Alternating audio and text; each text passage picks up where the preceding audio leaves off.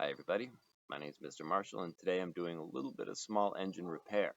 I had an issue with my pressure washer that it would choke out whenever I try to pressure wash something and use the pump. And the reason for that is because when I try using the pump to pressurize the water, the engine needs more fuel and gas to get power and it wasn't getting it. The reason is this piece right here that's called a governor spring. This piece is being replaced by this piece. And there are two key characteristics of springs that I wanted to quickly discuss in terms of finding a replacement part for this.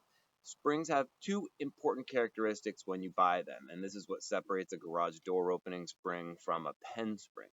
The first one is just the initial length, how long it is at its resting point. As you can see, these two springs have a very different starting length. So that affected a lot whether or not this engine would be staying open, meaning applying a lot of gas into the engine, or closing off. The other piece that changes is the what's called the spring constant, or how many pounds of force it takes to pull this an inch, or how many newtons it takes to pull it a centimeter. It's the amount of force per length. And that's got to be a set thing for this engine because it knows it's been calibrated for a specific amount of force to open and close the carburetor lever door. So, quick look at what's actually happening in the engine.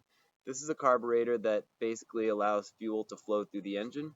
It can be open, allowing a lot of fuel in, or closed to close it off and reduce the amount of RPMs in the engine. And there's a little spring that controls that. These are those springs.